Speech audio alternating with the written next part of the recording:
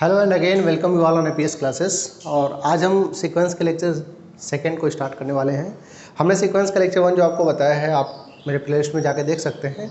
Lecture 2 start करने के पहले हमने लेक्चर 1 में जो बातें आपको बता रखी हैं, जो डेफिनेशंस हमने आपको बता रखे हैं, उसे हम 5 मिनट में कवर करने की कोशिश करेंगे। तो फर्स्ट ऑफ ऑल लेक्चर 1 में हमने बात किया था सीक्वेंस का। तो हमने बता दिया था आपको कि sequence is nothing but it is a function from a natural number to any set S, and if S is a subset of R then you have a sequence of real number. Okay, फिर term of sequence की बात हुई थी। तो हमने बताया था कि सीक्वेंस जो भी होता है वो एक फंक्शन होता है जो कि नेचुरल नंबर से होता है। ठीक है, सीक्वेंस क्या होता है? सीक्वेंस एक फंक्शन होता है और ये फंक्शन कहाँ से होता है? Natural number to any set S, S is subset of R।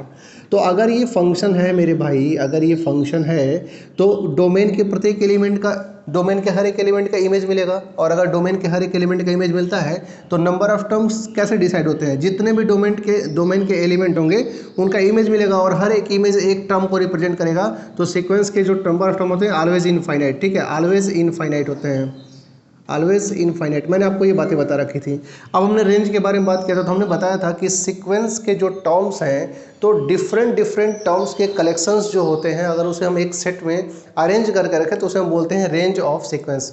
Means कि सीक्वेंस के जो टर्म्स होते हैं उन टर्म्स के मतलब डिफरेंट टर्म्स के अगर कलेक्शन को हम लेके रखें तो उसे हम बोलते हैं रेंज ऑफ सीक्वेंस। और हमने बताया था कि रेंज जो होता है सीक्वेंस का वो फाइनाइट भी हो सकता है, इनफाइनाइट भी हो सकता है, काउंटेबल भी हो सकता है, सिंगलटन भी हो सकता है, जीरो भी हो सकता है, कुछ भी हो सकता है। ठीक है, आप नल सीक्वेंस दे दीजिए, सिंगलटन सेट उसका रेंज मिलेगा और उसमें जो है सिर्फ और सिर्फ एक एलिमेंट जीरो आएगा। अच्छा, मैं आपको बता दूं कि लेक्चर 1 को आप मेरे प्लेलिस्ट से देख भी सकते हैं और लेक्चर 1 का जो नोट्स है वो भी आप डिस्क्रिप्शन बॉक्स से डाउनलोड कर सकते हैं। नोट्स काफ़ी अच्छा है, आप नोट्स पढ़ेंगे तो आपको इसके बारे में अच्छे से जानकारी मिल जाएगी। बट फिलहाल मैं एक बार रिवीजन करते हुए आगे बढ़ूंगा। और आज का हमारा जो टारगेट होगा लेक्चर 2 में हम कुछ स्पेशल एग्जाम्पल देखेंगे और इन एग्जाम्पल्स के बाद हम सब सीक्वेंस, कॉम्प्लीमेंट्री सीक्वेंस, ठीक है, कॉम्प्लीमेंट्री सब सीक्वेंस, और उसके बाद जो है प्रीवियस में पूछे गए नेट के हम 2 क्वेश्चन को सॉल्व करेंगे जो कि ऑलरेडी 2019 में नेट में क्वेश्चन पूछा है और सब सीक्वेंस से वो क्वेश्चन है। ठीक है, और पार्ट सी का क्वेश्चन है, मैं आपको बताते चलूँ। तो हमने क्या किया, रेंज ऑफ सीक्वेंस पढ़ लिया था लेक्चर 1 में।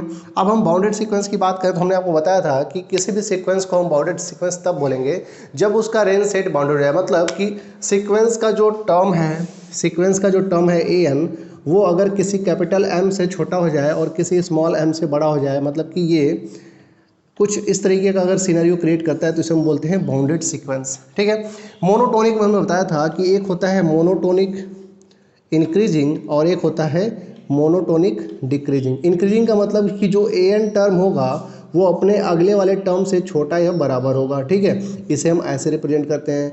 और मोनोटोनिक डिक्रीजिंग का मतलब होता है जो an है वो बड़ा या बराबर है an+1 से, इसे हम ऐसे रिप्रेजेंट करते हैं। ठीक है, इसके बाद हमने कन्वर्जेंट सीक्वेंस की बात की थी। तो हमने बोला था कि किसी भी सीक्वेंस को हम कन्वर्जेंट सीक्वेंस तब बोलते हैं जब वो किसी एक पर्टिकुलर पॉइंट पे जाके सीज कर जाए। मतलब कि कन्वर्जेंट सीक्वेंस उसको बोलते हैं, मान लो कोई सीक्वेंस लिया, वो सीक्वेंस आगे बढ़ता आ रहा है, टर्म उसके बढ़ते आ रहे हैं, बट आगे जाके अचानक से वो किसी एक नंबर पे जाके रुक जाए, उसके आगे ना बढ़े। ठीक है, जैसे अगर मान लो मैंने आपको एक सीक्वेंस, अभी यहाँ पे हम लोग उसकी बात करेंगे 1/n की।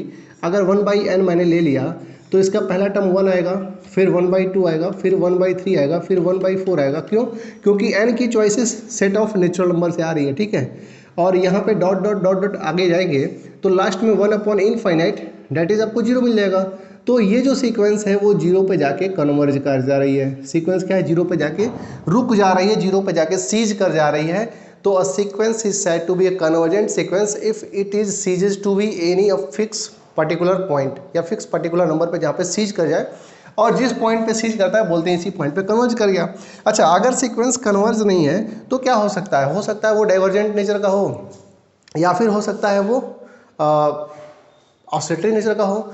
तो अगर डाइवर्जेंट की बात करें तो कोई सीक्वेंस ऐसा जो कि आगे बढ़ते बढ़ते प्लस इनफाइनाइट को अप्रोच कर जाए या फिर माइनस इनफाइनाइट को अप्रोच कर जाए तो उसे हम बोलते हैं डाइवर्जेंट सीक्वेंस। ठीक है, मतलब अगर हमने an इज इक्वल टू अगर हमने प्लस का n ले लिया तो ये सीक्वेंस जो है प्लस इन्फिनिटी को डाइवर्ज करेगी, और अगर हमने an is equal to -n को ले लिया तो ये सीक्वेंस माइनस इन्फिनिटी को डाइवर्ज करेगी। तो ये दोनों सीक्वेंस जो है डाइवर्जेंट नेचर के हैं, तो यहाँ पे हमने डाइवर्जेंट सीक्वेंस लिया। अब हम ऑसिलेटरी की बात करें तो हम बात करते हैं ऑसिलेटरी की, तो उसकी डेफिनेशन कुछ इस प्रकार से दी जा सकती है कि अ सीक्वेंस, ठीक है, which is neither convergent to a fix point nor divergent to plus infinity or minus infinity is known as a oscillatory sequence. अब ऑसिलेटरी सीक्वेंस में भी दो टाइप होते हैं। पहला टाइप होता है फाइनाइट ऑसिलेटरी सीक्वेंस। तो अगर हम फाइनाइट ऑसिलेटरी सीक्वेंस की बात करते हैं तो हम डेफिनेशन कुछ इस प्रकार से देंगे, a bounded sequence which is not convergent a fix point is known as a oscillatory finite sequence, या फिर बाउंडेड ऑसिलेटरी सीक्वेंस, कुछ भी बोल सकते हो। अगर हम इनफाइनाइट की बात करें तो हम बोलेंगे an unbounded sequence which is not diverge to anywhere that is plus infinity और minus infinity is called the oscillatory infinite sequence, ठीक है। तो फिलहाल ये हमारे लेक्चर 1 की बातें थी।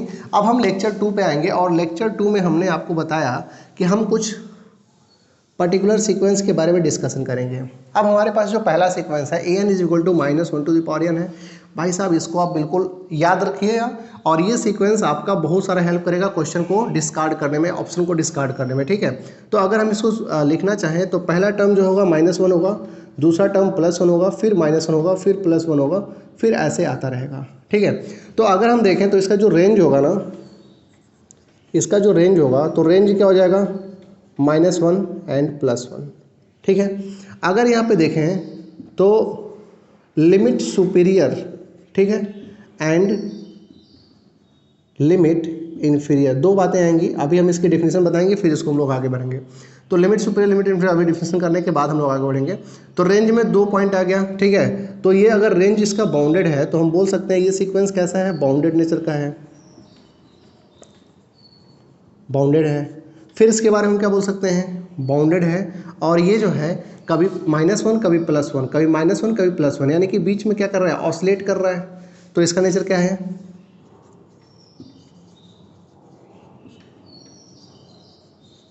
ऑसिलेटरी फाइनाइट, ठीक है। अच्छा, अगर ये ऑसिलेट कर रहा है तो जाहिर सी बात है ये मोनोटोनिक तो नहीं है, क्योंकि मोनोटोनिक में क्या है, मोनोटोनिक में क्या है, या तो ये जो है बढ़ता ही जाएगा या तो घटता ही जाएगा, ठीक है। तो ये नॉन मोनोटोनिक है,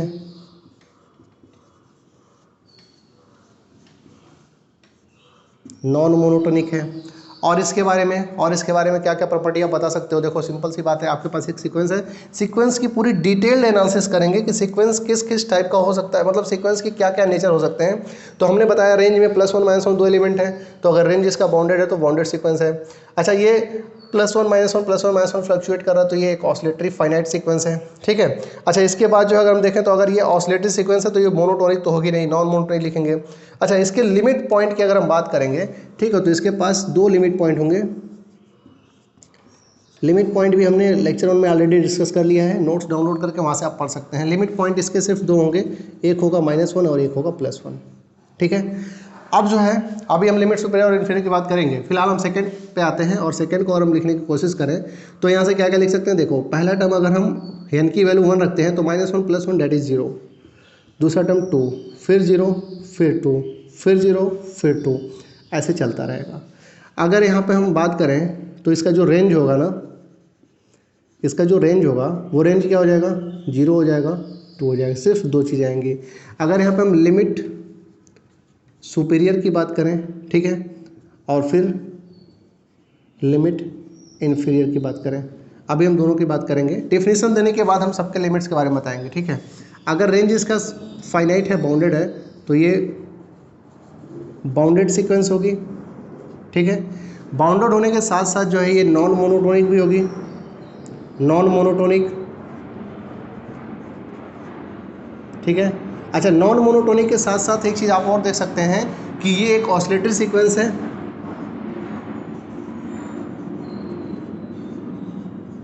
ऑसिलेटरी सीक्वेंस है, और कैसा है, फाइनाइट ऑसिलेटरी है, ठीक है। इसके लिमिट पॉइंट क्या क्या हैं, लिमिट पॉइंट इसके क्या क्या हैं, एक 0 है और एक 2 है, ठीक है। तो आप दोनों सीक्वेंस के बारे में काफ़ी अच्छे से पढ़ लिए, आपको दोनों सीक्वेंस के बारे में क्लियर एक अंडरस्टैंडिंग भी हो गई होगी। पहला सीक्वेंस, ठीक है, दूसरा सीक्वेंस। अब हम तीसरे सीक्वेंस पे आते हैं। तो तीसरा सीक्वेंस जो दिया है वो कुछ इस प्रकार से है, अगर आप लिखना चाहो तो ऐसे लिख सकते हो, क्या 1, 1/2, 1/3, up to dot dot dot, यहाँ पे लास्ट में कहीं ना कहीं आपको 0 मिलेगा। ठीक है, तो अब यहाँ से आप क्या बोल सकते हो, देखो इसका जो नेचर है ये 1, 1/2, 1/3 ये घटता जा रहा है, आप देख रहे हो ना, ये घटता जा रहा है। तो ये एक जो है मोनोटोनिक सीक्वेंस है, पहली चीज़ तो ये मोनोटोनिक सीक्वेंस है। ठीक है, उसमें भी ये डिक्रीजिंग मोनोटोनिक सीक्वेंस है, डिक्रीजिंग मोनोटोनिक सीक्वेंस है। अब मेरी बात ध्यान से सुनना, अगर आपके पास मोनोटोनिक सीक्वेंस है, अगर आपके पास मोनोटोनिक सीक्वेंस है तो इस बात की गारंटी है या तो वो कन्वर्जेंट होगा या तो डाइवर्जेंट होगा। अगर मोनोटोनिक है, ठीक है, तो वो ऑसिलेटरी नहीं हो सकता है। Oscillatory sequence always non monotonic nature, having non monotonic nature. ठीक है, तो मोनोटोनिक सीक्वेंस हो गया, डिक्रीजिंग टाइप का है, इसका नेचर जो है वो कन्वर्जेंट है, कन्वर्जेंट है। इसके पास जो लिमिट है, ठीक है, जहाँ पे कन्वर्ज करिए तो लिमिट इसका 0 है। ठीक है, और इसके बारे में कुछ और जानकारी आप अगर चाहें तो बता सकते हैं। ठीक है, और भी जानकारी इसके बारे में अगर आप चाहें तो बता सकते हैं। तो अगर हम इसके बारे में और एक चीज़ बात करें, ठीक है, इसके बारे में एक चीज़ और हम बात करें तो इसका जो सुप्रीमम होगा ना, इसका जो सुप्रीमम होगा इज इक्वल टू 1 मैक्सिमम बड़ा वाला, और जो इन्फीमम होगा इज इक्वल टू 0 सबसे छोटा। ठीक है, अच्छा एक चीज़ और हम बता दें, अभी हम डिस्कस करेंगे लिमिट सुपीरियर और लिमिट इन्फीरियर की, तो आपको हम बताएंगे ही। फिलहाल हम ये 4th नंबर का भी कर लेते हैं, फिर आगे बढ़ते हैं। ठीक है, तो देखो सबसे बड़ी बात ये है ना, यहाँ पे आपको एक क्लियर अंडरस्टैंडिंग होनी चाहिए डेफिनेशन से रिगार्डिंग। इसको मैं इरेज करने जा रहा हूँ, ऑलरेडी मैंने इसको लेक्चर 1 में बता दिया है। अगर आपको इस पॉइंट में दिक्कत है तो लेक्चर 1 में जाके देखिए, वहाँ से डिस्क्रिप्शन बॉक्स से नोट डाउनलोड करिए, नोट्स को आप पढ़िए, और फिर अगर कोई दिक्कत है तो आप मुझे कमेंट सेक्शन में बता सकते हैं। ठीक है, अदरवाइज आप मुझे कांटेक्ट भी कर सकते हैं। ठीक है, आप मुझे फेसबुक पे कांटेक्ट कर सकते हैं, आप मुझे इंस्टा पे कांटेक्ट कर सकते हैं, दोनों के लिंक डिस्क्रिप्शन बॉक्स में अवेलेबल हैं। आप वहाँ से मुझे फॉलो कर सकते हैं और अपने प्रॉब्लम्स को आप मुझे इंस्टा या फेसबुक पे बता सकते हैं। ठीक है, चलो फिर आगे जो है अगर हम स्टार्ट करें तो थोड़ा सा इसके बारे में देख लेते हैं, फिर आगे बढ़ते हैं। तो अगर हम इसके बारे में देखें तो जो इसका पहला टर्म होगा ना, n इज इक्वल टू 1 अगर पुट करते हैं, ठीक है, n इज इक्वल टू अगर 1 पुट करते हैं, -1/1 और 1 और माइनस माइनस प्लस, तो 1 + 1 मिलेगा। ठीक है, जब हम 2 का यूज करेंगे तो 1 - 1/2 मिलेगा, 1 + 1/3 मिलेगा, एंड सो ऑन, ये चलता जाएगा। अब अगर देखो तो ये जो सीक्वेंस है, अगर मैं limit n tends to infinite कर दूँ तो ये वैल्यू 0 हो जाएगी, 1 पे कन्वर्ज कर जाएगा। तो ये जो सीक्वेंस है ना, एक तरीके से बोल सकते हैं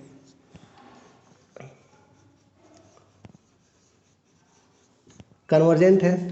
ठीक है, एंड कन्वर्जेस टू +1। ठीक है, अच्छा इसमें एक चीज़ और बात करेंगे। अब जो है अगर इस सीक्वेंस के बारे में हम बात करें तो ये सीक्वेंस का जो सुप्रीमम है ना, जो सुप्रीमम है इसका सबसे बड़ा 1 + 1 दैट इज 2। अगर हम इनफीमम की बात करें ना तो 1 - 1/2 दैट इज 1/2 मिलेगा। ये सीक्वेंस क्या है, बाउंडेड है। अगर कोई सीक्वेंस कन्वर्ज करती है, अगर कोई सीक्वेंस कन्वर्ज करती है तो इस बात की गारंटी है कि वो बाउंडेड तो होगी। अगर बाउंडेड नहीं है तो कन्वर्जेंट का तो सवाल ही नहीं पैदा होता है। ठीक है, फिलहाल और हम इसके बारे में एक चीज़ और डिस्कस करें तो इसका जो लिमिट पॉइंट है, सॉरी जो इसका लिमिट है या फिर लिमिट पॉइंट जो भी बोल लीजिए, ठीक है, इसका जो लिमिट है वो 1 है। ठीक है, लिमिट इज 1। अच्छा अब जो है हम जरा लिमिट सुपीरियर और लिमिट इन्फीरियर की डेफिनेशन पे अप्रोच कर लेते हैं, फिर आगे के जो है हम सीक्वेंसेस देखेंगे। मैं आपको टोटल जो है 4 सीक्वेंस अभी बता चुका हूँ और कुछ और सीक्वेंस के बारे में हम डिस्कशन करेंगे। तो एक हेडिंग आप लगा लेंगे, limit superior and limit inferior. ठीक है, ऑफ अ सीक्वेंस, छोटी सी डेफिनेशन है ये, लिमिट सुपीरियर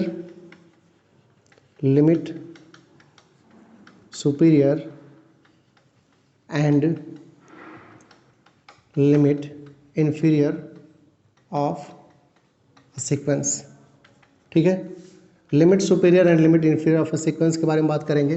तो देखो इसकी डेफिनेशन मैं आपको बता दूं। ठीक है, आई होप कि आपको प्रॉपर बोर्ड पे दिख रहा होगा सारी चीज़ें। ठीक है, और किसी प्रकार की कोई आपको दिक्कत नहीं हो रही होगी। नीचे थोड़ा सा कटा हुआ है, मैं इसको सही कर देता हूँ। ठीक है, अब देखो इसके आगे हम अगर बात करें तो लिखेंगे कि let an be a bounded sequence, लिखेंगे यहाँ पे डेफिनेशन कि let an be a bounded sequence, अगर आपके पास an कोई एक बाउंडेड सीक्वेंस है, let an be a bounded sequence, then the sequence has the least and greatest limit point, then the sequence has least and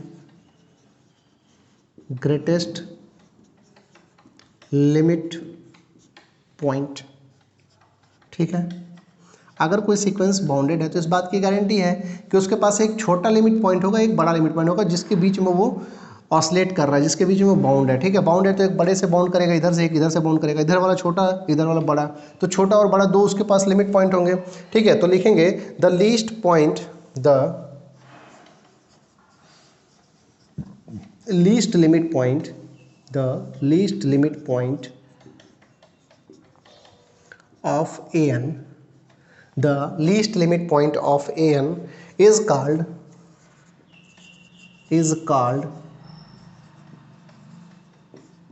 limit inferior.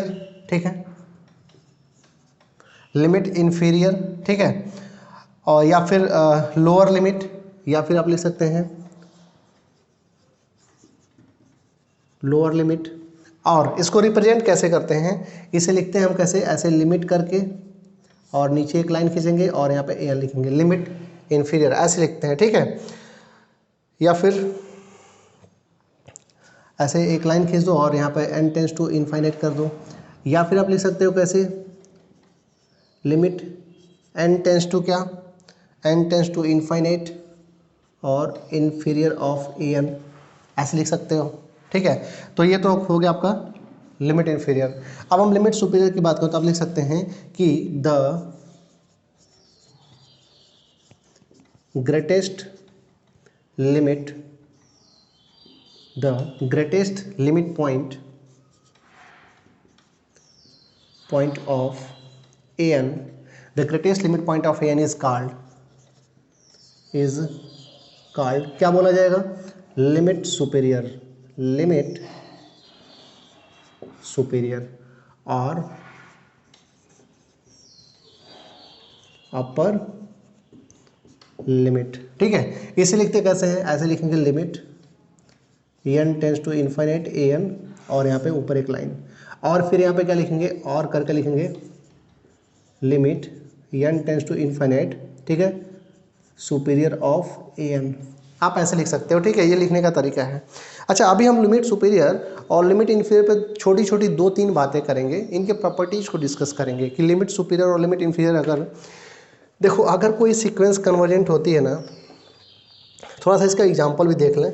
ठीक है, थोड़ा सा एग्जांपल देख लेते हैं फिर हम आगे बढ़ते हैं। अगर देखो एक चीज़ यहाँ पे नोट कर लो, मैं इसको मिटा रहा हूँ और इसके आगे फिर हम बढ़ेंगे। देखो अगर हम बात करें तो लिमिट सुपीरियर और लिमिट इन्फीरियर के कॉन्सेप्ट पे, अगर हम बात करें लिमिट सुपीरियर और लिमिट इन्फीरियर के कॉन्सेप्ट पे, तो यहाँ से जो है कोई भी अगर सीक्वेंस है आपके पास और उस सीक्वेंस में जो सबसे छोटा लिमिट पॉइंट है उसे हम बोलेंगे लिमिट इन्फीरियर, और जो सबसे बड़ा लिमिट पॉइंट होगा उसे हम बोलेंगे लिमिट सुपीरियर। लिमिट पॉइंट अगर कोई सीक्वेंस कन्वर्जेंट नहीं है तो उसके एक से ज़्यादा हो सकते हैं। ठीक है, अब देखिए इसके आगे जो है हम नोट करके एक पॉइंट लिखेंगे कि अगर an जो है अनबाउंडेड एबव है, ठीक है,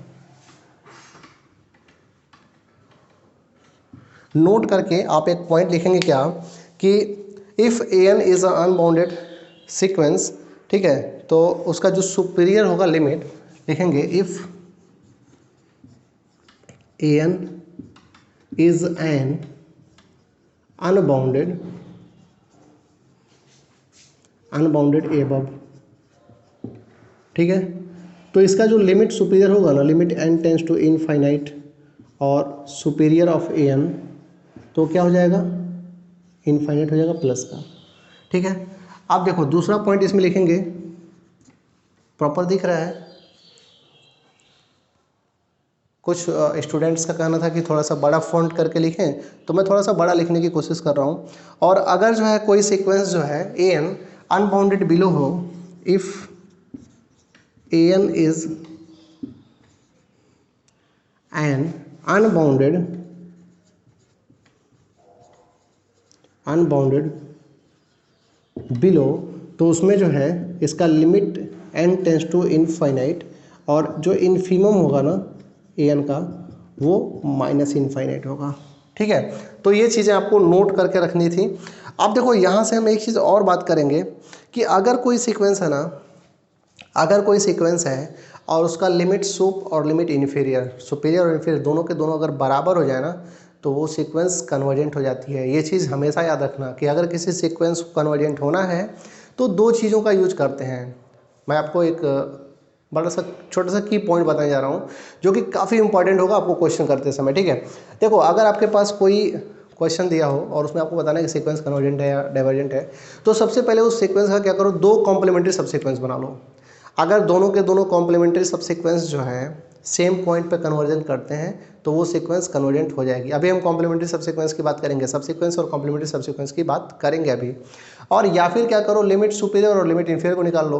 तो अगर लिमिट सुपीरियर और लिमिट इन्फीरियर बराबर हो जाता है तो बोलते हैं सीक्वेंस कन्वर्जेंट है, और जो इक्वल वैल्यू आएगी वही कन्वर्जिंग पॉइंट होगा लिमिट मतलब सीक्वेंस का। ठीक है, तो फिलहाल आगे जो है आप एक एग्जाम्पल अभी मैंने बताया था, उस एग्जाम्पल में हम लिमिट सुपीरियर और इन्फीरियर की बात करेंगे। तो हमारा जो एग्जाम्पल था वो क्या था, -1 टू द पावर n।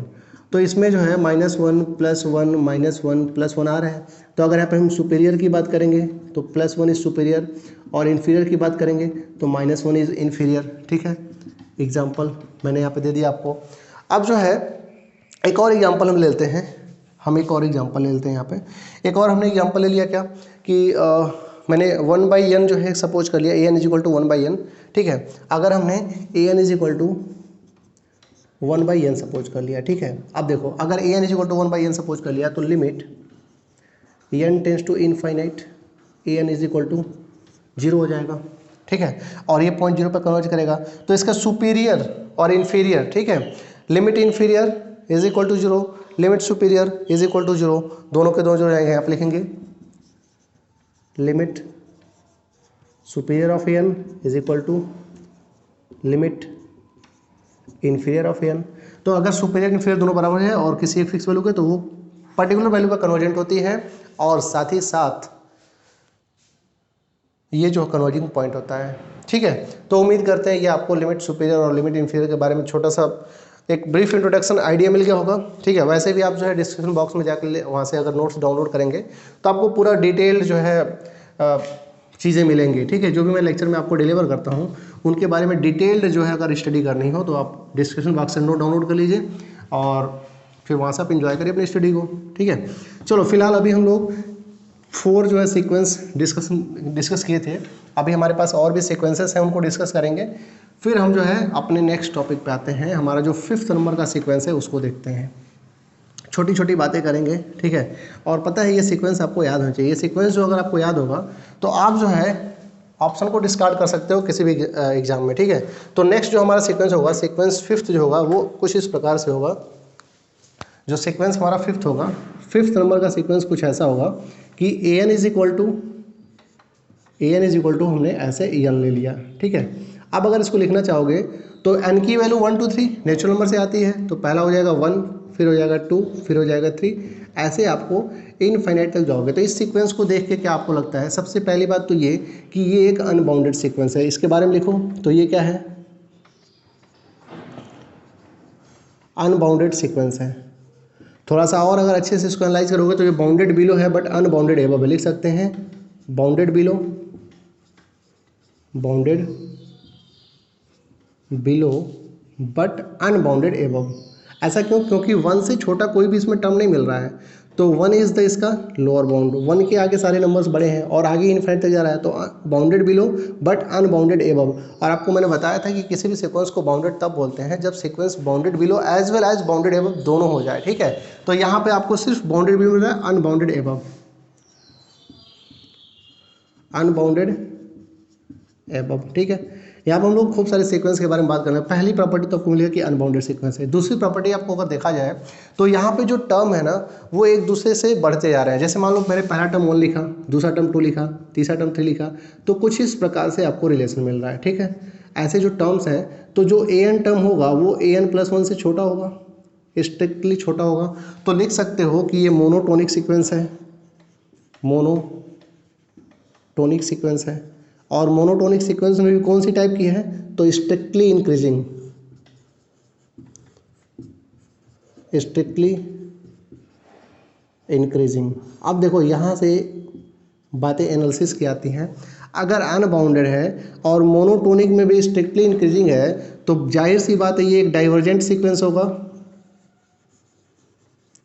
एक डाइवर्जेंट सीक्वेंस होगा एंड डाइवर्ज टू कहाँ पे, plus infinity, diverges to plus infinite. ठीक है, अगर डाइवर्जेंट है तो इसके पास ना कोई लिमिट होगा, ठीक है, और अगर ये अनबाउंडेड है तो ना इसके पास कोई लिमिट पॉइंट होगा। देखो अगर सीक्वेंस बाउंडेड होती है तो इस बात की गारंटी होती है कि उसके पास एक लिमिट पॉइंट जरूर होता है, और अगर सीक्वेंस बाउंडेड है प्लस कन्वर्जेंट है तो उसके पास सिर्फ और सिर्फ एक लिमिट होता है, उसी पर वो सीक्वेंस कन्वर्ज कर जाती है। ठीक है, तो यहाँ पे हमने लिखा अनबाउंडेड है, मोनोटोनिक है, डाइवर्जेंट है।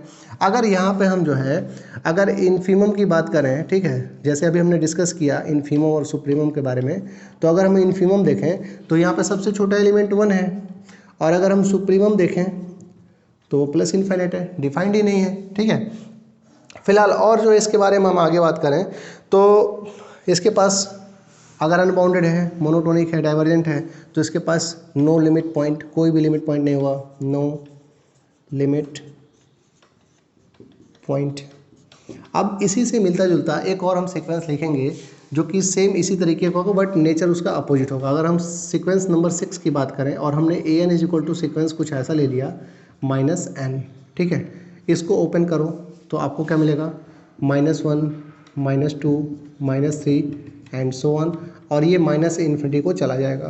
तो यहाँ पे भी आपको क्या दिख रहा है, अब ये जो सीक्वेंस है, अब ये जो सीक्वेंस है, ठीक है, ये जो सीक्वेंस है इसमें क्या है, देखो ये भी एक अनबाउंडेड सीक्वेंस है, अनबाउंडेड सीक्वेंस है। और देखो सबसे मजे की बात ये है कि जो ये सीक्वेंस थी ना आपकी अनबाउंडेड सीक्वेंस थी, बात तो सही था बट ये बाउंडेड बिलो थी, और यहाँ पर ये जो है ना ये बाउंडेड एबव है, क्योंकि माइनस इन्फिनिटी सबसे छोटा है। यहाँ पे सबसे बड़ा जो आपको टर्म दिख रहा है वो -1 दिख रहा है, तो यहाँ पे लिखेंगे bounded above and unbounded below. ठीक है, तो आपको अनबाउंडेड सीक्वेंस मिल गया। दूसरी बात अगर करेंगे तो ये जो सीक्वेंस है इसमें जो नेक्स्ट टर्म आ रहे हैं ना -1, -2, -3, तो टर्म डिक्रीजिंग है, तो ये मोनोटोनिक सीक्वेंस तो होगा,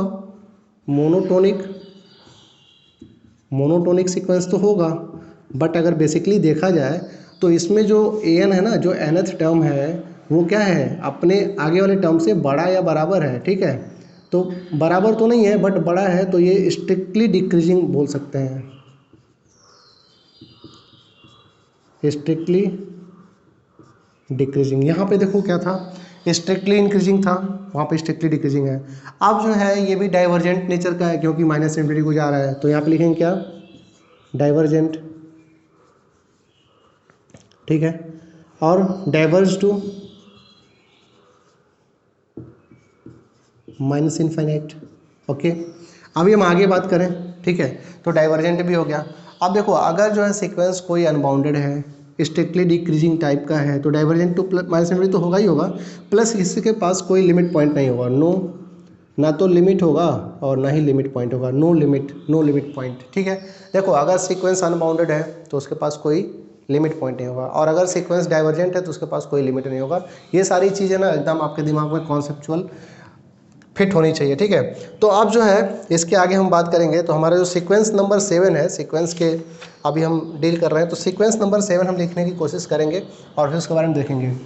तो देखो सीक्वेंस नंबर 7 भी बड़ा बेहतरीन टाइप का सीक्वेंस है, और वो भी आपको कई सारे एग्ज़ाम में ऑप्शन को डिस्कार्ड करने में हेल्प करेगा। ठीक है, इन सीक्वेंस की लिस्ट बना के बिल्कुल आप दिमाग में बैठा लो, और ये आपके जो है एग्ज़ाम में साथी टाइप के होंगे। ठीक है, तो सीक्वेंस नंबर 7 जो होगा वो कुछ इस प्रकार से है, an is equal to -1 to the power n into n, आपका ये सीक्वेंस है। ठीक है, अब इस सीक्वेंस को अगर हम ओपन करते हैं तो जो सबसे पहला आपको एलिमेंट मिलेगा वो मिलेगा क्या, -1। ठीक है, 1 पुट किए तो -1 into 1 date is -1।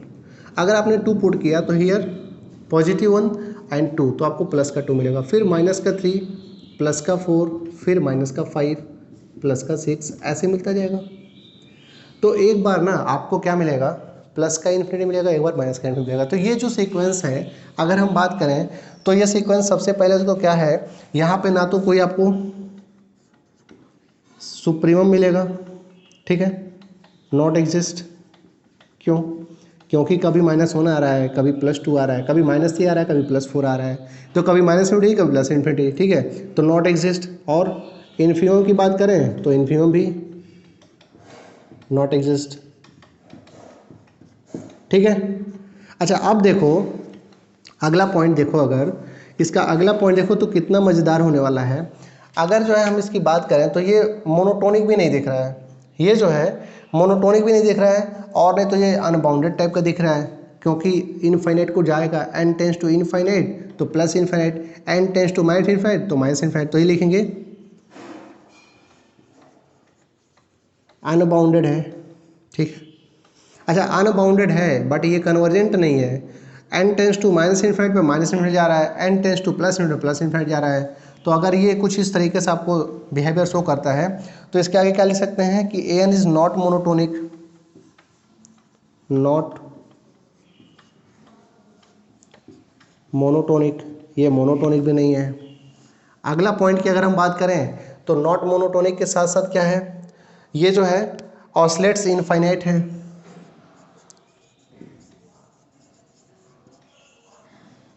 Oscillatory sequence है, और किस नेचर का है,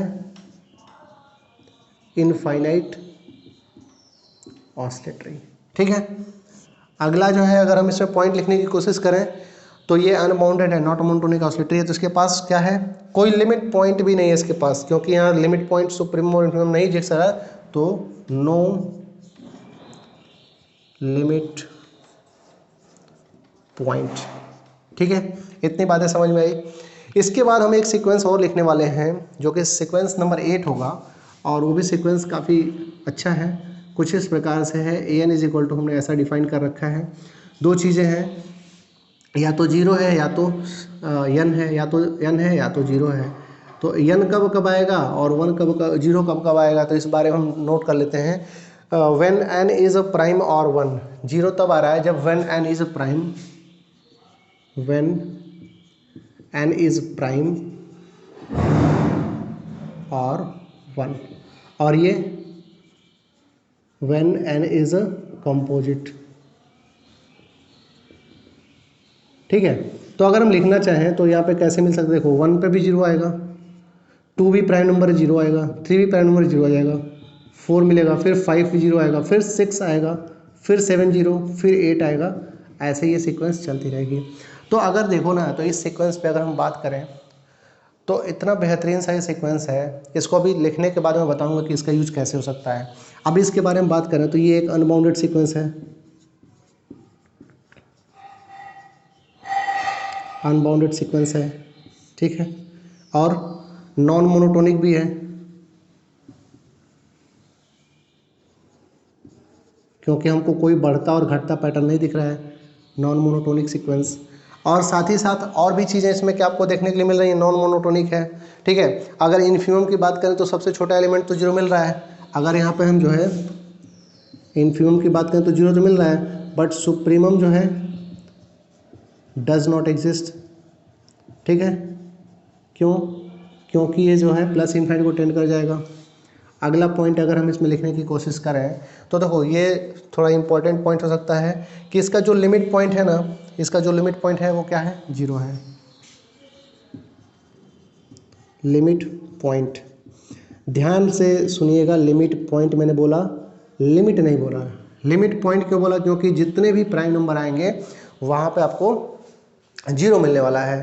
तो 0 के एप्सिलॉन नेबरहुड में इनफाइनाइट एलिमेंट एग्जिस्ट करेंगे और उसके आउटसाइड इनफाइनाइट एलिमेंट एग्जिस्ट करेंगे, तो लिमिट पॉइंट 0 होगा। मैंने अगर लिमिट बोला होता तो ये कन्वर्जेंट होती है, और अगर लिमिट बोला होता तो ये अनबाउंडेड तो पक्का नहीं होता। अगर लिमिट एग्जिस्ट कर रहा है तो अनबाउंडेड नहीं है, अगर अनबाउंडेड है तो लिमिट नहीं लिमिट पॉइंट आएगा, ठीक है। ये छोटी छोटी मगर मोटी बातें हैं जिनको आपको ध्यान में रखना है, ठीक है। तो फिलहाल जो है आपका सीक्वेंस जो 8 है, अगर आपको कभी पूछ दे, ठीक है, अगर आपको कभी पूछ दे कि is there exist any sequence, कभी आपको पूछ दे कि is there exist any sequence which is there exist any sequence which is non monotonic unbounded, तो आप बोलेंगे of course we have two sequences, जो कि नॉन मोनोटोनिक है और अनबाउंडेड भी है, ठीक है। और टू ही नहीं, बहुत सारे सीक्वेंस बना सकते हो, ठीक है। अभी जब आप एक बार सीक्वेंस पढ़ लोगे तब आपको समझ में आएगा कि सीक्वेंस में आप कैसे जो है मास्टरगिरी कर सकते हो, बहुत सारी चीज़ें हैं सीखने के लिए। तो फिलहाल इसके बाद हम एक और सीक्वेंस को डिस्कस करेंगे जो कि कांस्टेंट सीक्वेंस होगा, ठीक है। और कांस्टेंट सीक्वेंस को डिस्कस करने के बाद मैं आपको सीधे ले चलूँगा सब सीक्वेंस के डिफिनीशन पर और कॉम्प्लीमेंट्री सीक्वेंस पे, और एक हम लोग लास्ट ईयर का क्वेश्चन भी डिस्कस करेंगे, ठीक है। तो फिलहाल जो है अभी हम स्टार्ट करते हैं, क्या, छोटी सी बात, कांस्टेंट सब सीक्वेंस, ठीक है। कांस्टेंट सीक्वेंस, तो अगर आपको सीक्वेंस नंबर 9 की बात की जाए तो आपके पास an जो सीक्वेंस है वो कुछ इस प्रकार से है c, इसके जो टर्म आएंगे वो c, dot dot dot c ही आएंगे, ठीक है। तो पहली बात तो ये कि एक बाउंडेड सीक्वेंस है। अच्छा, इसका रेंज डिसाइड कर लो ना, इसका जो रेंज होगा, रेंज क्या हो जाएगा, c हो जाएगा। और अगर रेंज में सिंगल एलिमेंट हो तो ये बाउंडेड हो गया, ठीक है। बाउंडेड के साथ साथ क्या हो गया, कन्वर्जेंट हो गया। और ये देखो मोनोटोनिकली इंक्रीजिंग और डिक्रीजिंग दोनों है, तो ये मोनोटोनिक सीक्वेंस भी बोला जाएगा, ठीक है। इसमें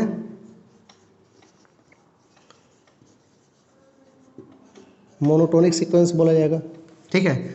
और यहाँ पे लिख सकते हैं कि इसका जो limit superior is equal to limit inferior is equal to C, दोनों का दोनों सी होगा, ठीक है। इसका जो लिमिट भी होगा,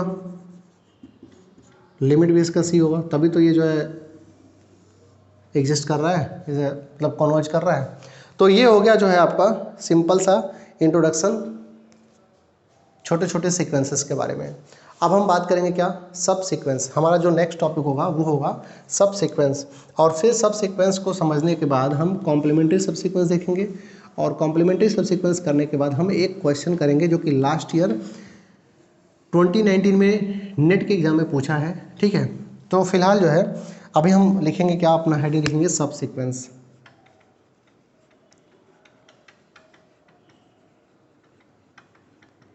देखो सब सीक्वेंस लिखने के बाद कई सारे इसके हम रिजल्ट भी आपको बताने वाले हैं, जो रिजल्ट आपको भविष्य में काम आएगा, आपके एग्जाम में काम आएगा, ठीक है। तो अभी जो है फिलहाल हम अगर बात करें तो let f be a strictly increasing function, लिखेंगे let f be a strictly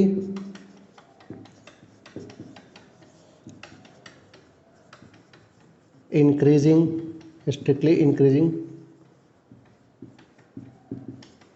function, let f be a strictly increasing function. आपके पास जो एफ है वो एक स्ट्रिक्टली इंक्रीजिंग फंक्शन है फ्रॉम ऐसे एफ नेचुरल नंबर से नेचुरल नंबर पे, ठीक है, from natural number to natural number, then f k belongs to natural number, f k defines an strictly increasing sequence, then fk defines an strictly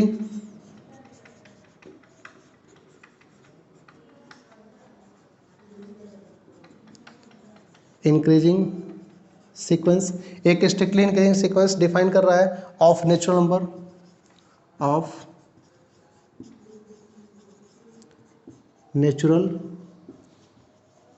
number, ठीक है। अब देखो से, इसको हम बोलेंगे एन के, इसको हम बोल सकते हैं से ऐसे एन के। अब देखो इसके बाद जो है हमें सब सीक्वेंस पे अप्रोच करना, तो ये हमने सीक्वेंस के बारे में बताया और स्ट्रिक्टली इंक्रीजिंग सीक्वेंस है, ठीक है, से एन के। और एन के कुछ इस प्रकार से है क्या, N1 N2 N3 N4, और इसके जो ऑर्डर है ना कुछ इस प्रकार से मेंटेन है, N1 is less than N2, N2 is less than N3, N3 less than N4 and so on. अब इसके आगे हम क्या लिखेंगे कि let An be a sequence, let An be a sequence and n k be any strictly increasing sequence, strictly increasing sequence. देखो a N कोई sequence है और एन की उससे स्ट्रिक्टली इंक्रीजिंग सीक्वेंस है, तो हम लिख सकते हैं, ठीक है, sequence of natural number then जो ए एन के होगा ना, ए एन के इज, देखो ए एन कोई सीक्वेंस है और ए एन के एक स्ट्रिक्टली इंक्रीजिंग सीक्वेंस है नेचुरल नंबर का, तो जो ए एन के होगा ना, कंपोजिशन ऑफ फंक्शन जो आप अगर पढ़ते हो तो सेम वही यहाँ पे कॉन्सेप्ट है। तो a n k is called subsequence of a n, a n k is called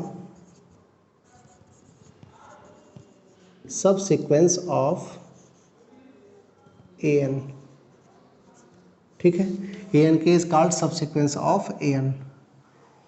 अब देखो यहाँ पे हम थोड़ा सा कुछ आपको एग्जांपल बताते हैं तो आपको समझ में आना स्टार्ट हो जाएगा, ठीक है। जैसे अगर जो है मान लो हमने एक सीक्वेंस ले लिया, फॉर एग्जांपल हमने एक सीक्वेंस ले लिया a n is equal to -1 to the power n. इसको जब मैं ओपन करूँगा, ठीक है, तो मैं लिखूँगा -1 +1 -1 +1 एंड सो ऑन। अब देखो ये जो सीक्वेंस है ना, मैं यहाँ पे अगर ए टू एन लूँ, मतलब कि इवन नंबर का कलेक्शन लूँ, तो 1, 1, 1, 1 मिलेगा। अगर मैं ए टू एन +1 ले लूँ, ठीक है, या फिर ए टू एन -1 ले लूँ, तो मुझे -1 -1 मिलेगा। तो यहाँ पे जो ए टू एन होगा और ए टू एन -1 होगा, उस ए एन का क्या होगा, सब सीक्वेंस होगा। Here a two n and a2n-1 both are subsequence of किसका, an का, ठीक है। तो अब जो है यहाँ से आप क्या लिख सकते हो कि किसी भी सीक्वेंस के पास इनफाइनाइटली मेनी सबसीक्वेंसेस हो सकता है, ठीक है, किसी भी सीक्वेंस के पास इनफाइनाइटली मेनी सबसीक्वेंसेस हो सकता है। तो यहाँ पे आप पहला पॉइंट लिखेंगे, देखो ये सारे रियल पॉइंट हैं, ठीक है। अगर आप जो है ए टू एन लेते हो या फिर ऐसे तो ए टू एन -1 ले सकते हो या फिर ए थ्री एन ले लो, कुछ भी ले लो, ठीक है, ऑल आर सब सीक्वेंस ऑफ ए एन। सब के सब क्या हैं, ए एन के सब सीक्वेंस हैं, सब के सब ए एन के सब सीक्वेंस हैं, ठीक है। तो यहाँ से एक चीज़ लिख सकते हो, that is every sequence has infinitely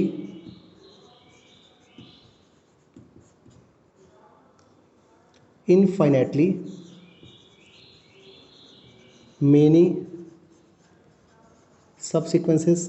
एक बार क्वेश्चन पूछा था 2015 में CSIR JRF में सेक्शन सी का क्वेश्चन था, और क्वेश्चन क्या पूछा था कि a sequence has only finite number of subsequence, ठीक है जी नहीं, सीक्वेंस के पास इनफाइनाइटली मेनी सबसीक्वेंस हो सकता है। क्यों, देखो यहाँ पे ए एन के, और इस ए एन की चॉइसेस कहाँ से आ रही है, सेट ऑफ नेचुरल नंबर से, और सेट ऑफ नेचुरल नंबर अपने आप में इनफाइनाइट एलिमेंट को रखता है, 1 2 3 4 dot dot dot up to infinite.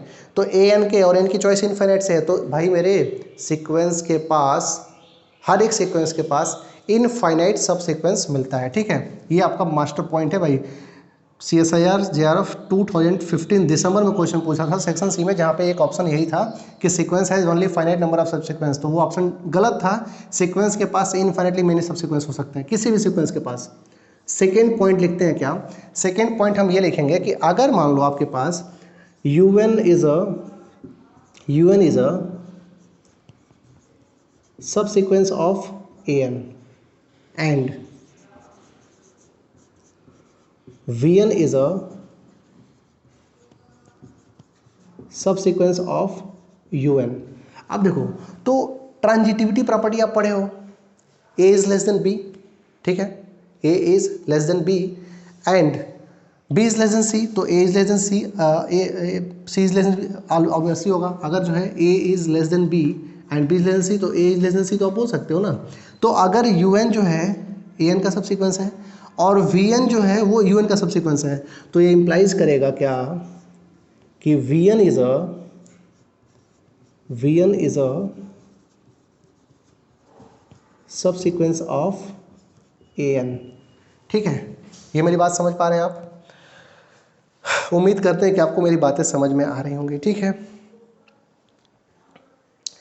अब एक पॉइंट और हम लिखेंगे, आपको उम्मीद करते हैं कि ये सारी बातें समझ में आ रही होंगी।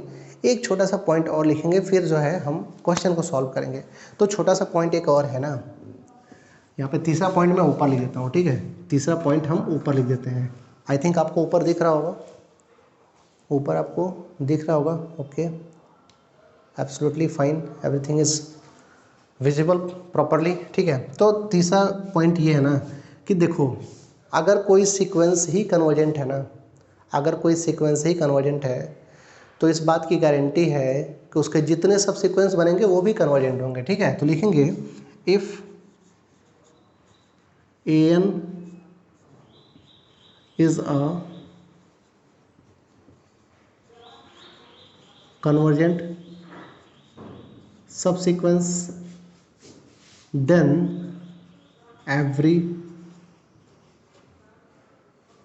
if An is a convergent sequence, if An is a convergent sequence, then every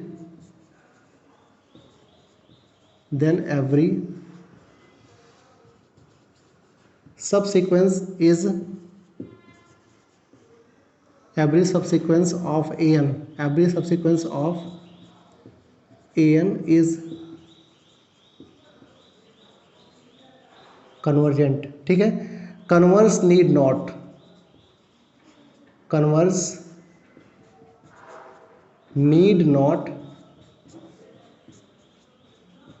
true. अब देखो, कन्वर्स नीड नॉट ट्रू जो मैंने बात लिखी ना, ठीक नीचे एग्जांपल दिया हुआ है। देखो, आपके पास जो सीक्वेंस An है ना, उसका एक सब सीक्वेंस 2n है और एक सब सीक्वेंस 2an है। ये जो है कन्वर्ज कर रहा है +1 पे और ये कन्वर्ज कर रहा है -1 पे। ठीक है, दोनों के दोनों सब सीक्वेंस कन्वर्जेंट नेचर के हैं, बट क्या सीक्वेंस कन्वर्जेंट है? सीक्वेंस कन्वर्जेंट नहीं है। ये क्या है? बाउंडेड ऑसिलेटरी टाइप का है। ठीक है, नॉट कन्वर्जेंट। इस पॉइंट को मैं एक बार और रिपीट करूंगा। देखो, ध्यान से समझना, आपके पास कोई सीक्वेंस है, आपके पास कोई एक सीक्वेंस है, अगर वो सीक्वेंस कन्वर्जेंट है, तो उसके जितने भी सब सीक्वेंस आएंगे, जितने भी सब सीक्वेंस होंगे, सारे के सारे कन्वर्जेंट होंगे। बट अगर सभी सब सीक्वेंस कन्वर्जेंट हैं तो जरूरी नहीं है कि वो सीक्वेंस भी कन्वर्जेंट हो। मतलब कि सीक्वेंस का कन्वर्जेंट सब सीक्वेंस के कन्वर्जेंट को बताता है, बट अगर सब सीक्वेंस कन्वर्जेंट नेचर के हों, सब सीक्वेंस कन्वर्जेंट नेचर को हों, तो इस बात की गारंटी नहीं है कि सीक्वेंस भी कन्वर्जेंट नेचर का होगा। काउंटर एग्जांपल आपके सामने है, -1n, वेरी गुड एग्जांपल। ये जो है सीक्वेंस अपने आप में क्या है? कन्वर्जेंट नहीं है, बाउंडेड ऑसिलेटरी है, बट इसके दो सब सीक्वेंस मिल रहे हैं और फॉर्चुनेटली दोनों के दोनों कॉम्प्लीमेंट्री सब सीक्वेंस मिल रहे हैं। और कॉम्प्लीमेंट्री सब सीक्वेंस क्या है? दोनों के दोनों कॉम्प्लीमेंट्री सब सीक्वेंस है और दोनों के दोनों कन्वर्जेंट कर रहे हैं, बट डिफरेंट पॉइंट पर कन्वर्जेंट कर रहे हैं, इसलिए ये जो है सीक्वेंस कन्वर्जेंट नहीं है। बट अगर complementary subsequence same point पर कन्वर्ज कर जाते तो बोलते कि sequence is convergent and converge to that point. एक छोटा सा पॉइंट और लिखेंगे, कॉम्प्लीमेंट्री सब सीक्वेंस। ठीक है, मैं डेफिनेशन बस उसकी बताता हूँ, अब डिस्क्रिप्शन बॉक्स से नोट डाउनलोड करेंगे। तो पॉइंट क्या है? कॉम्प्लीमेंट्री सब सीक्वेंस। देखो, कॉम्प्लीमेंट्री सब सीक्वेंस क्या होता है? अगर आपके पास कोई सीक्वेंस An है, ठीक है, और उसके दो सब सीक्वेंस ऐसे बनाइए कि दोनों में कोई कॉमन एलिमेंट ना हो, कोई कॉमन टर्म ना हो। ठीक है, कोई कॉमन टर्म ना हो और दोनों का यूनियन है तो पूरा का पूरा सीक्वेंस बन जाए, तो हम बोल सकते हैं कि if we have a An as a sequence, हम बोल सकते हैं कि अगर अपने पास कोई An जो है सीक्वेंस है और उस सीक्वेंस के टर्म्स को हमने इस प्रकार दो भागों में विभाजित किया या फिर तीन भागों में विभाजित किया कि सारे टर्म का जब यूनियन लें तो हमें सीक्वेंस मिल जाए, और जब उसका इंटरसेक्शन लें तो कोई भी टर्म जो है कॉमन ना मिले। ठीक है, कोई भी टर्म जो है कॉमन ना मिले, तो बोल सकते हैं कि two sequences An and Bn, ठीक है, two sequences An and Bn are said to be a complementary subsequence if the union of both the subsequences make the sequence and the intersection of both the subsequences have no any common term. ठीक है, उम्मीद करते हैं आपको definition समझ में आ गई होगी, लिखवाने की कोई जरूरत है नहीं, आप इतने समझदार तो हो ही। ठीक है, अब हम एक क्वेश्चन को सॉल्व करेंगे जो कि क्वेश्चन 20 में पूछ सका था। वैसे हम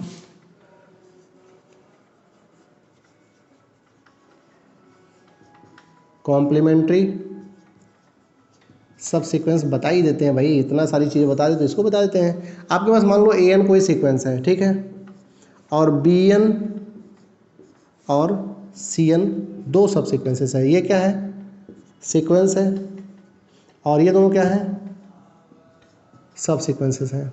तो अगर मैं ना इनका यूनियन लूँ, अगर मैं यूनियन लूँ, ठीक है, तो मुझे यूनियन पे क्या मिल जाए, ये मिल जाए।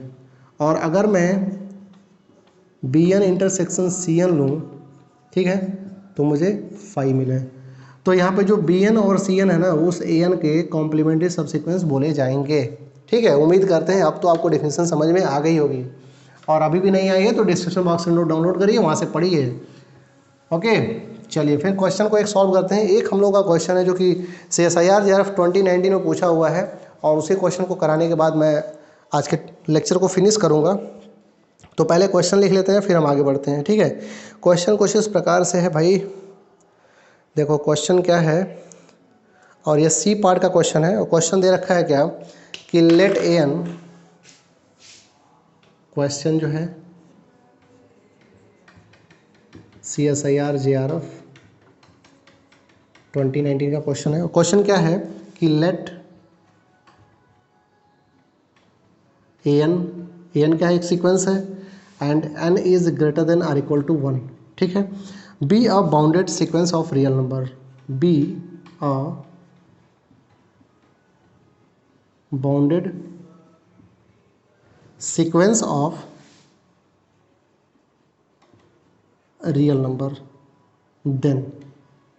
अब देखो ये पार्ट सी का क्वेश्चन है, ठीक है, ये पार्ट सी का क्वेश्चन है। तो for your kind information, part C में एक से ज़्यादा ऑप्शन भी सही होते हैं। तो देन पहला जो ऑप्शन दे रखा है वो क्या कह रहा है कि every subsequence of an is convergent, every subsequence of an is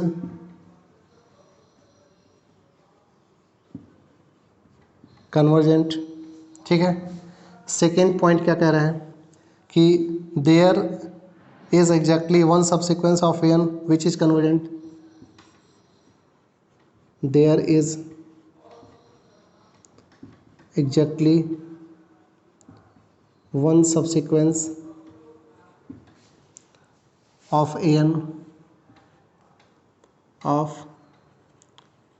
an which is convergent।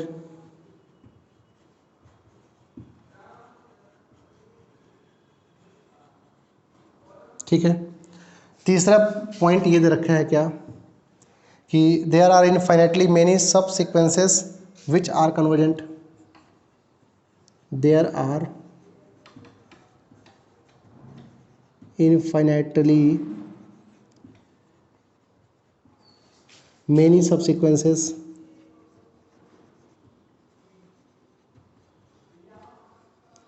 which are many subsequences of, भाई किसकी, तो an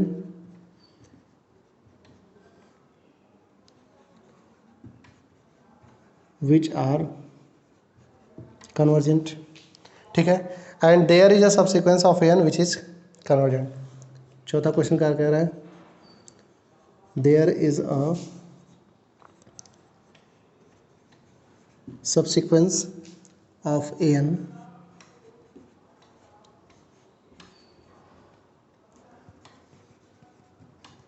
विच इज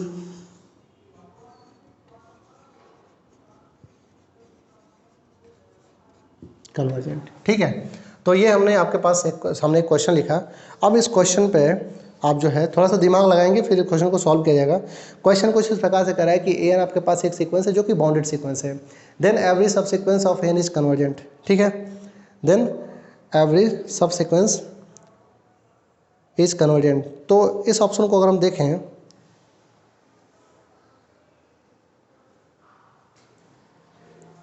अगर इस क्वेश्चन को हम देखें तो सबसे पहला जो ऑप्शन है बाउंडेड सीक्वेंस ले रहे हैं, ठीक है, हमने एक बाउंडेड भी लिया, ठीक है, हमने एक बाउंडेड सीक्वेंस लिया और कह रहे हैं कि बाउंडेड सीक्वेंस जो है उसके सारे सब सीक्वेंसेस कन्वर्जेंट होने चाहिए। तो आप जो है, अभी मैंने आपको कुछ सीक्वेंसेस के लिस्ट बताए, ठीक है, कुछ सीक्वेंसेस के हमने लिस्ट बताए और बोले कि जो है वो सीक्वेंस जो है वो कन्वर्जेंट नेचर का है। तो देखो सिंपल सी बात है, यहाँ पे आप लिख सकते हो -1 टू द पावर n, ठीक है, अगर आप -1 टू द पावर n ले लो तो ये जो है क्या -1 +1 -1 +1 and so on. Bounded sequence है, बाउंडेड सीक्वेंस है, ठीक है, बट ये कन्वर्जेंट नहीं है, डाइवर्जेंट है। और एवरी सब सीक्वेंस तो लिख सकते हो एवरी सीक्वेंस इज सब सीक्वेंस ऑफ इटसेल्फ। अरे आप पढ़े हो ना कि every set is subset of itself. तो इस पर्टिकुलर काउंटर एग्जांपल से ये आपका ऑप्शन इनकरेक्ट हो जाता है, ठीक है, क्योंकि कह रहा है कि every subsequence of n is convergent. A n is a bounded sequence, okay, मैंने a n is bounded sequence ले लिया। A n is greater than और equal to 1 is a bounded sequence of real number. हमने a n आपका क्या किया, a n is equal to हमने क्या कर लिया, इसको हमने ऐसे कर लिया, ठीक है, इसको हमने ऐसे कर लिया, ए एन एक बाउंडेड सीक्वेंस हमने ले लिया। अब ये जो सीक्वेंस है ना सब सीक्वेंस ऑफ इटसेल्फ हो सकता है, क्योंकि आप जानते हो कि every set is subset of itself. तो यहाँ से ये जो है बाउंडेड है बट कन्वर्जेंट नहीं, और कह रहा है कि एवरी सब सीक्वेंस इज कन्वर्जेंट, तो गलत कह रहा है ना, ये बाउंडेड है लेकिन नॉट कन्वर्जेंट है भाई, नॉट कन्वर्जेंट, ये ऑसिलेटरी सीक्वेंस है, नॉट कन्वर्जेंट। तो पहले काउंटर एग्जाम्पल से, पहले इस एग्जाम्पल से आपने ऑप्शन नंबर ए को डिस्कार्ड कर दिया। कह रहा है there is exactly 1 subsequence of N which is convergent. अब देखो सेम इसी का जो है आपने 2 सब सीक्वेंस बना लेना है, एक A2n ले लोगे तो आपको +1 +1 +1 +1 मिलेगा, और अगर आप A2n-1 ले लोगे तो आपको क्या मिलेगा, -1 -1 -1 -1 मिलेगा। तो जो ये वाली सब सीक्वेंस है ना, जो इवन नंबर वाली सब सीक्वेंस है, ये जो है कन्वर्जेस टू 1 और ये कन्वर्जेस टू -1। तो क्या कह रहा है कि there is exactly 1 subsequence of n is which is convergent. तो यहाँ पे तो 2 सब सीक्वेंस मिल रहा है, ये भी कन्वर्ज कर रहा है, ये भी कन्वर्ज कर रहा है, तो आपका ये भी ऑप्शन गलत हो गया, ठीक है। सिर्फ एक बोला ना, हमारे पास तो 2 सब सीक्वेंसेस है जो कि कन्वर्जेंट कर रहे हैं, जो कि कन्वर्ज कर रहा है। फिर कह रहा है कि there are infinitely many subsequences of N which are convergent. तो देखो पहले जो है चौथा पॉइंट देखते हैं कि there is a subsequence of N which is convergent.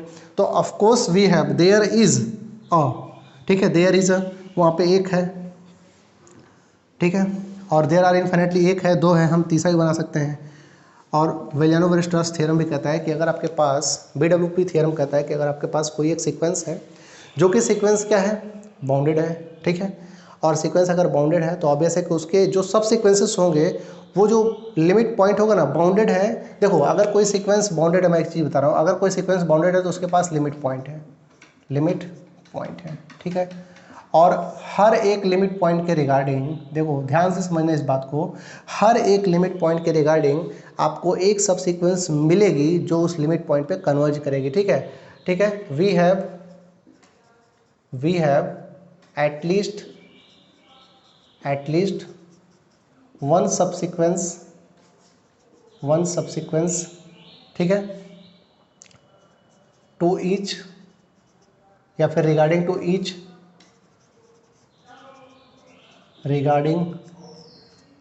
To each, limit point, ठीक है। देखो मेरा कहना ये था कि अगर आपके पास कोई एक सीक्वेंस है ना, और अगर सीक्वेंस बाउंडेड टाइप का है तो उसके पास लिमिट पॉइंट होंगे, और जितने लिमिट पॉइंट होंगे उतने सब सीक्वेंस मिलेंगे, और वो जितने सब सीक्वेंस मिलेंगे उसी लिमिट पॉइंट पे जाके कन्वर्ज करेंगे, ठीक है। ये बात आपको समझ में आई? उम्मीद करते हैं ये क्वेश्चन आपको समझ में आया होगा, और हम लेक्चर नंबर 3 में इसके आगे की बात करेंगे। तो लेक्चर सेकंड को आप अच्छे से देखिए, नोट्स को डिस्क्रिप्शन बॉक्स से डाउनलोड करिए, ठीक है, नोट्स आपको अभी अवेलेबल हो जाएगा, वीडियो अपलोड होने के 3 से 4 घंटे बाद आपको नोट्स मिल जाएंगे। तो फिलहाल जो है आज यहीं फिनिश करते हैं सेशन को। तो लेक्चर 1 आप ज़रूर देखें, नोट्स डाउनलोड करें, पढ़ें, लेक्चर 2 को देखें, नोट्स डाउनलोड करें, पढ़ें, और फिर मिलते हैं लेक्चर 3 में। Thank you for watching this session and best of luck to all of you. Thank you everyone, bye.